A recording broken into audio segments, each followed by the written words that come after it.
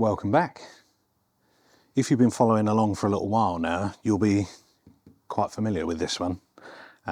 This is my beloved 2009 facelift 3.6 TDV8 Vogue. I've had it for 2 years and 6 days, according to the date. It's been absolutely fantastic. Really, really love it. But famously, in one of my videos, I said, the problem is, I really fancy a 4.4. The 3.6 is great, but how good would a 4.4 be? So, best thing to do is a comparison. We already know really well what these are like. How am I going to get a 4.4? Where am I going to find one of those to use?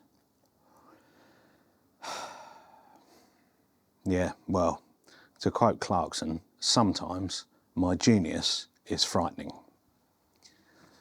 I was on the internet and I found that. It's a 2011 4.4 TDV8 Vogue. They're both facelift. I mean, there is nothing to choose between them. And like an idiot, I now own both. I'm not keeping them. This one's got to go. It's got to. I've made my bed. It's over there. I'm lying in it, metaphorically. And yeah, this one's just, it's got to go. It's mechanically spot on.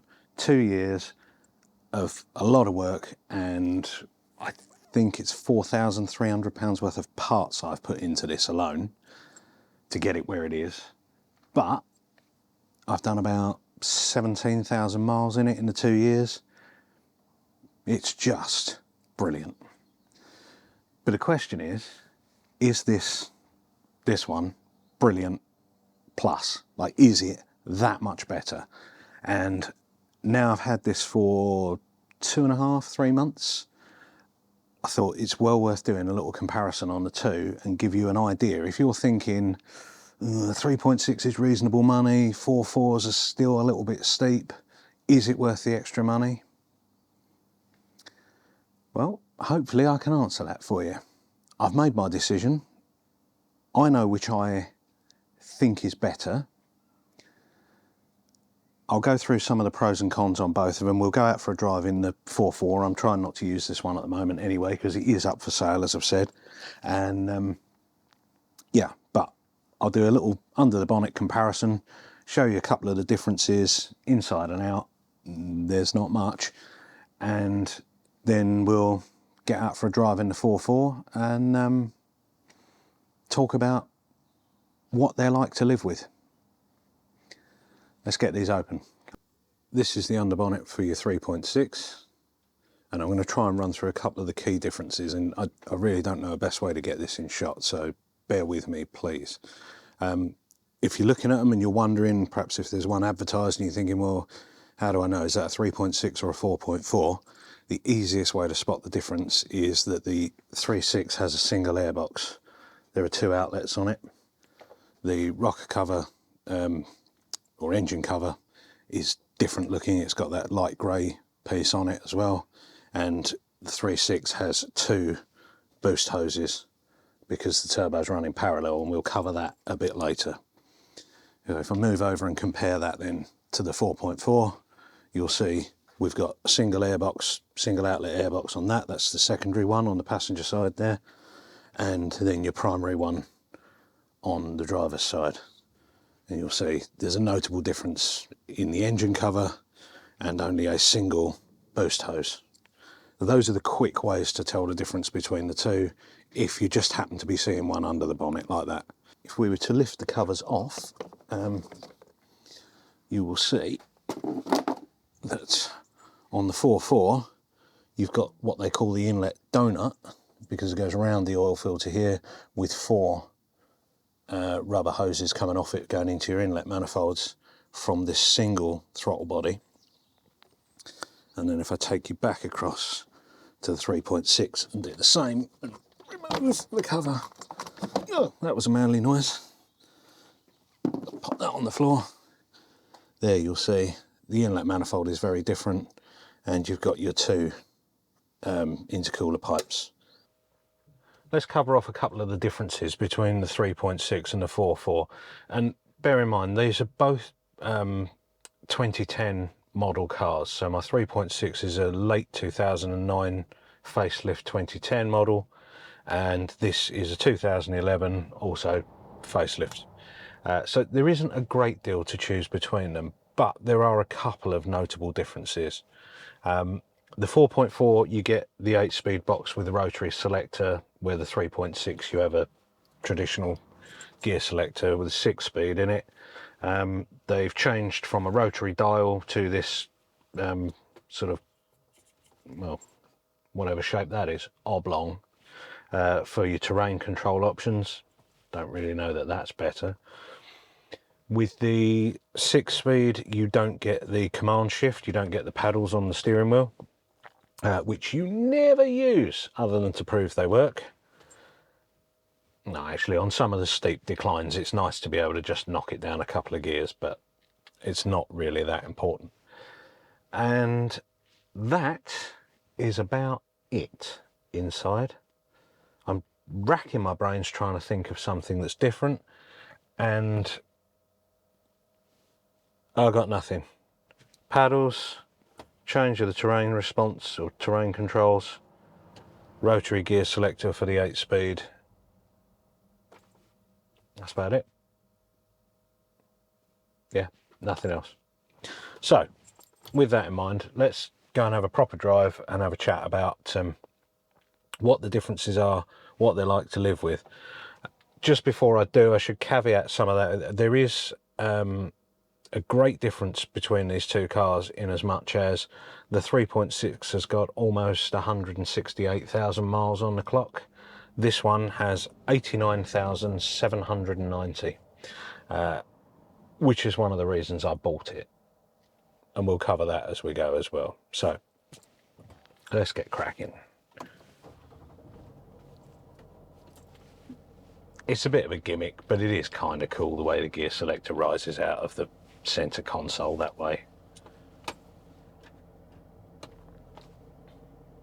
I'm just going to wait and see if my music comes on noisily, and then I have to turn that off, but no, that's quiet, that's good. Now, one thing I will say about this 8-speed box is just how quickly it shifts. So before I pull away, I'm hoping that I'm going to be able to capture that, and you'll be able to hear it and hear how quickly it shifts through the box. The 6-speed is obviously, you know, there are two less gears. There's far less range that it's got, so the revs are a bit more constant when you're driving. So if you like, I find the 3.6 will shift at around about 2,000 RPM from first to second, whereas this one is like 1,200, and then next. So hopefully, if I can, let me turn my fans off, hopefully you'll be able to hear just how quickly this thing shifts through the box without driving hard, just an ordinary gentle pull away. See if this can come up.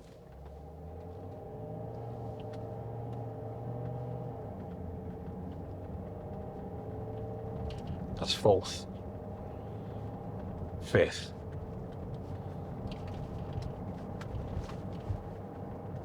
6th at 39 miles an hour. You would not get that with a 6-speed. And that's one of the ways that Land Rover have got such phenomenal economy out of the 4.4, which I love using terms like phenomenal economy when discussing a Range Rover. But ridiculously, this is now the most economical car I own, by a big amount. My mind is absolutely blown by what the miles per gallon that you can get out of the 4.4. I took it down to see my friend in Cornwall, Trevor, who you'll have heard mention of several times, and I drove it down there. I didn't try hypermiling it. I can't hypermile a Range Rover. You just can't. It's not worth the anguish and the effort that it takes to get half a mile per gallon more out of it. It's just don't. So I just drive it normally, 70 mile an hour. I took the A303, which is just a nicer road, probably not as economical as sitting on the motorway all day, but still very nice. And when I returned home, it had done 35.6 miles to the gallon. It's a 4.4 V8 twin turbo diesel pulling, what, 2 3/4 tons for round numbers? Nearly 36 to the gallon. It's madness. I was so excited. To put that into perspective, the 3.6 will do about 27, maybe nudge 28 on that journey. And I've done it in that car a couple of times. So, that's a huge increase. So don't ever let anyone tell you that the smaller engine is better, because it's not. Go for a big engine, whatever you're buying. There's no replacement for displacement. Maths and all that. So the key differences between the 3.6 and the 4.4 really is the turbo layout. The 4.4 has the sequential turbos where 3.6 are parallel. Basically, we get a primary turbo, and then when we get over 3,000 RPM, all hell breaks loose and the secondary one kicks in. So if I do this, we are now 2 turbos. That's quite a lot over 70. And it happens very quickly. For such a big car, it is excellent. But there's a downside. And this is where I think the 3.6 is better. With your parallel turbos, because they're running all the time, and turbos will always let by a little bit of oil, won't they? That oil is always being brought into the inlet manifold and eventually burned off. So, okay, that's just part of life. With this one, where the secondary turbo isn't used until we get over 3,000 RPM, there is almost never a need for this car to go over 3,000 RPM. So what actually happens is that we end up with all of that oil that gets blown by the turbo accumulating in the changeover valve. Every so often you're going to need to clear that out, and there's only one way you can do that: get the revs up. Now, we can use the paddles and we can hold the gears, get the revs up to 3,000. It's not really a problem, but it's not actually a very nice way to live with one of these, even though it doesn't do diesels any harm to give them a good clear out. But it's just something that you aren't necessarily aware of when you're driving it, and then you suddenly do stick your foot down a bit hard, it nips over 3,000 RPM and nobody behind you can see anything for 20 minutes. The fog is unbelievable.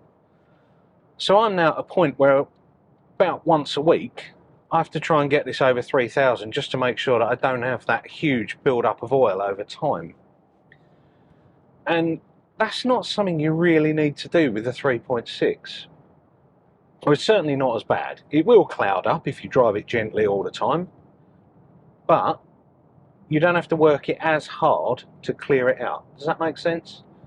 So I think that actually that's better.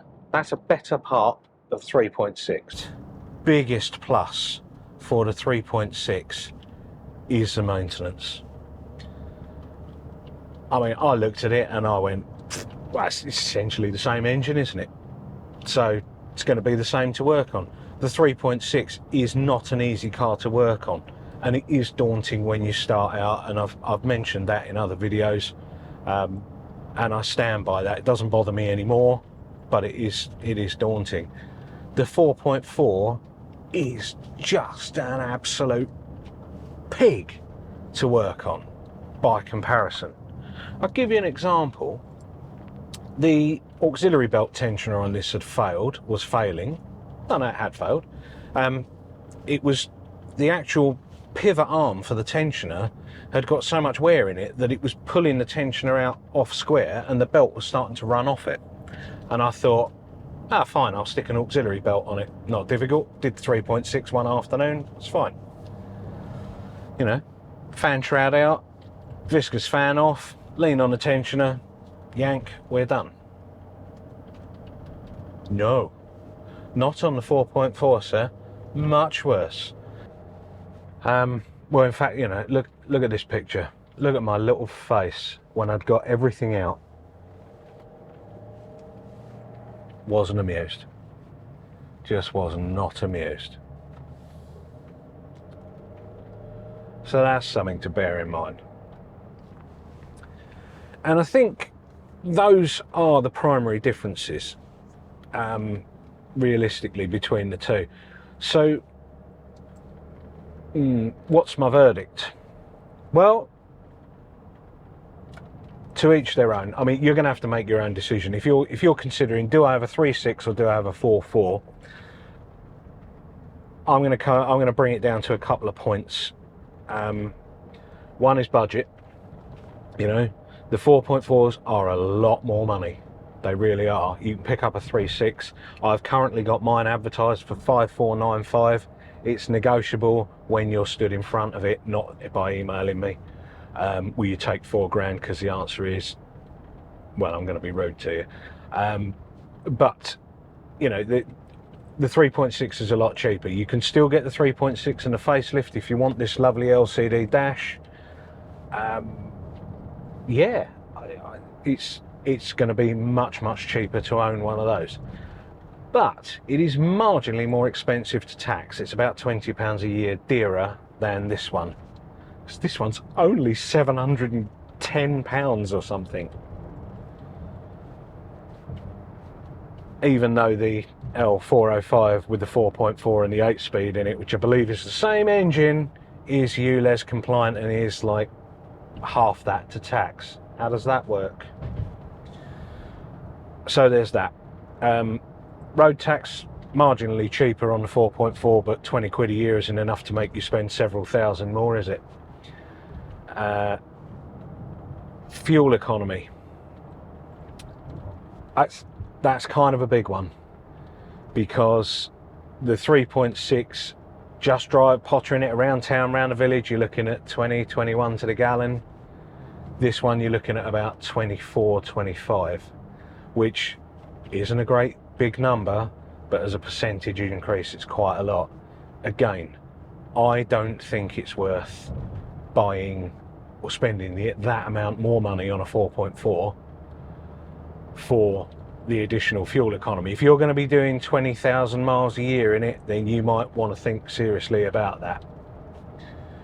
But, and again, we flip back the other way.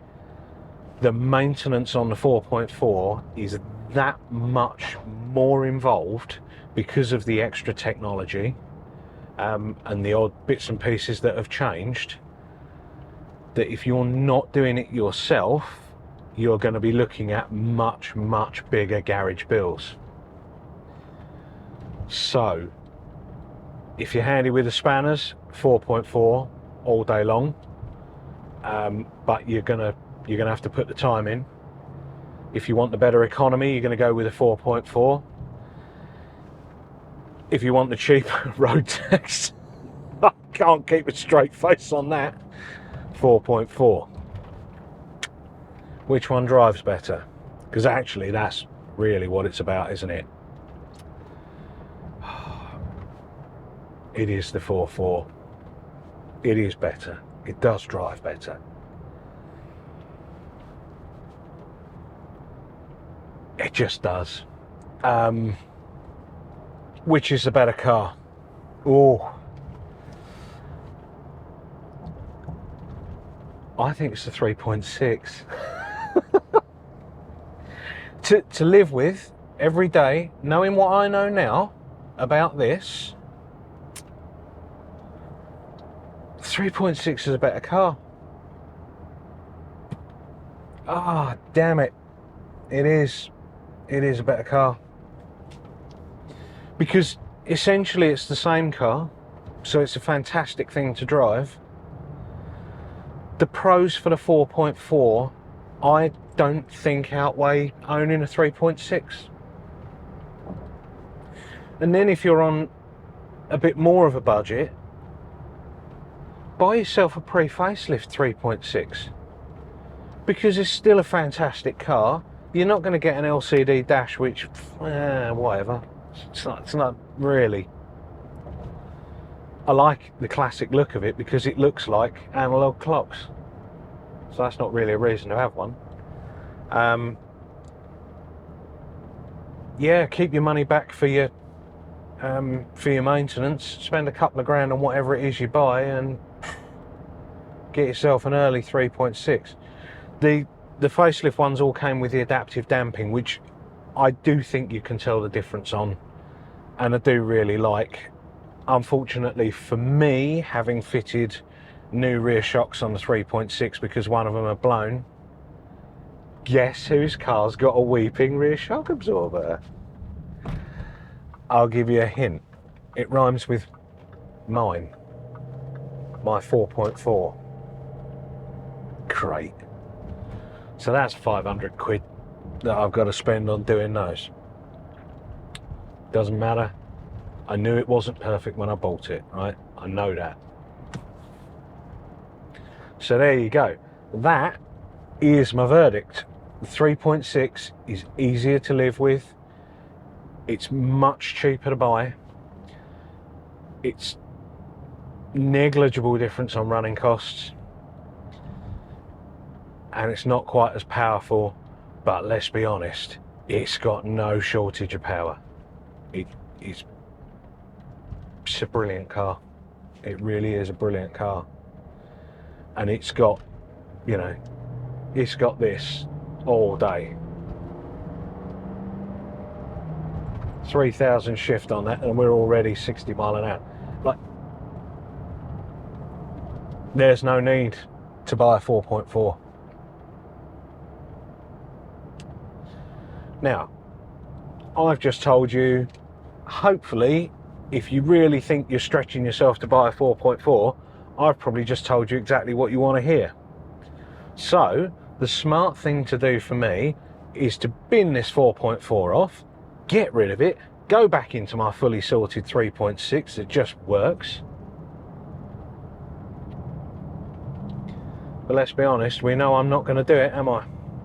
I'm sticking with this.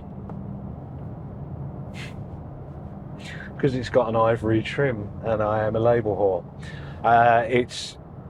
It's a slightly later, not that it makes any difference when you've got a dateless registration on it, plonker plate, whatever you want to call it. So that makes no odds. The command shift I don't use. The 8-speed I really love. Oh, except for reverse. I don't like that in the 8-speed. And I found this with Claire's Discovery. I hate reversing it, especially when I get out of the 3.6. And it's purely, no, it's not purely because I don't know this for a fact, but I believe they have done something with the mapping on the gearbox, but when you put it in reverse, it numbs the throttle response. So if you're considering buying one of these, you are probably going to be very surprised, as I was, the first time I stuck my foot on the throttle in one of these V8 TDV8s. It is urgent. I mean, it's like right now, when you touch the throttle, you're off. When you've got used to that, it's fine. And you stick the TDV8 3.6 in reverse, clunk, and it behaves like, you know, the throttle is normal. It's what you're used to. With this, you put it in reverse and you press the throttle and it doesn't go anywhere. And you, what's happened? And you press it a bit more and then a bit more for what seems like way too much, and it backs up. It's got to be software. It's got to be like numbed down for parking because these things are so urgent. But I've realised something else with the ZF6 box, the 3.6. When you take your foot off the brake, it really pulls quite hard. The 8-speed doesn't have such an urgency against it. You know, it doesn't have that same pull when you're just stopped. So you take your foot off the brake and it does move. It will creep, but it only creeps. And I think that's a big difference. And maybe that's why, because when I think back on it, with the 3.6, most of the time parking it, you don't really press the throttle. You just lift your foot off the brake, relax your foot, and it will move. Whereas this one doesn't. So perhaps that's why there's been some kind of engineering on it. If you know, like if you're a ZF8 or whatever this is actually called officially, guru, let me know. I'd like to know what it is, why it's done. But aside from that, that's mostly it. Those are your differences.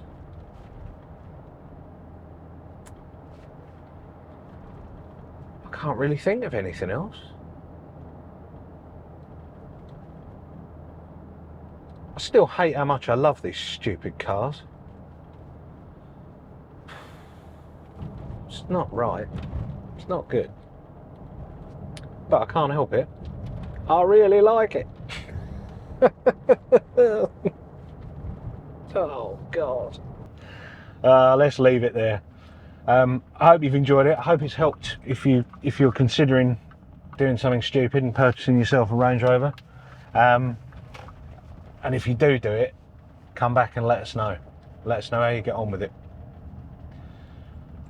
All the best. Appreciate you. If you're new to the channel, please subscribe. It would really help me out. But it's not mandatory. I only do this for fun. Hopefully I'll see you again soon. Take care.